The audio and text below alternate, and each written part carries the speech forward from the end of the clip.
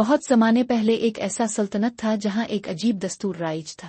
وہاں ہر سال بادشاہ بدلا جاتا تھا۔ جو بھی بادشاہ بنتا اسے ایک معاہدے پر دستخط کرنا پڑتا تھا کہ 1 سال مکمل ہونے کے بعد اسے بادشاہت سے ہٹا کر ایک دور دراز جزیرے پر بھیج دیا جائے گا۔ یوں ہر سال جب بادشاہ کا وقت پورا ہوتا تو لوگ اسے قیمتی کپڑے پہنا کر ہاتھی پر سوار کراتے، پورے شہر میں الوداعی جلوس نکالتے اور پھر کشتیاں لے جا کر اسے اس سنسان جزیرے پر چھوڑ آتے۔ یہ لمحہ ہر اس بادشاہ کے لیے غمگین ہوتا تھا جس نے 1 سال تک حکومت کی ہوتی۔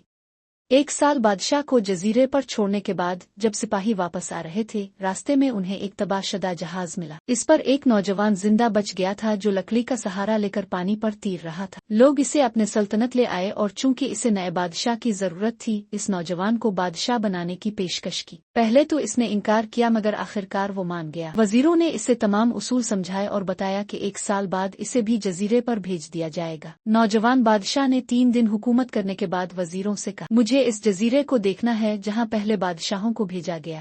چنانچہ اسے کشتی کے ذریعے وہاں لے جایا گیا۔ اس نے دیکھا کہ گھنا جنگل ہے اور درندوں کی آوازیں آ رہی ہے۔ آگے بڑھ کر اس نے پچھلے بادشاہوں کی لاشیں دیکھیں۔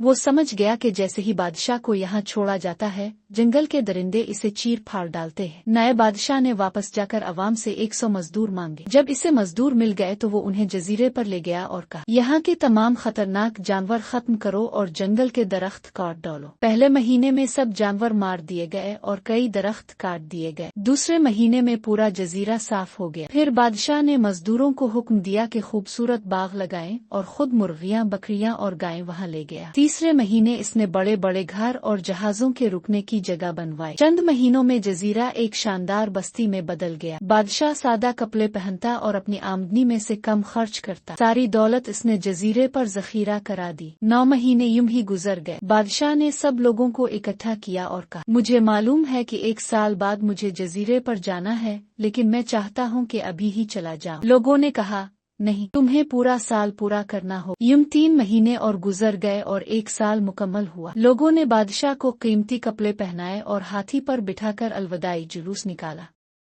لیکن اس بار عجیب بات یہ تھی کہ بادشاہ خوش تھا، ہنس رہا تھا۔ لوگوں نے حیرت سے پوچھا، جب سب بادشاہ اس وقت روتے تھے تو تم کیوں خوش ہو؟ بادشاہ نے جواب دیا، کیا تم نے عقل مندوں کی یہ بات نہیں سنی؟ جب انسان دنیا میں آتا ہے تو وہ رو رہا ہوتا ہے اور باقی سب ہنس رہے ہوتے ہیں۔ اپنی زندگی ایسی گزارو کہ جب تم دنیا سے جاؤ تو تم ہنس رہے ہو اور سب رو رہے ہو۔ میں نے اپنی زندگی اسی طرح گزاری ہے۔ باقی بادشاہ عیش و عشرت میں کھو گئے، لیکن میں نے مستقبل کو سوچا اور اس کی تیاری کی۔ یہی اصل کامیابی ہے۔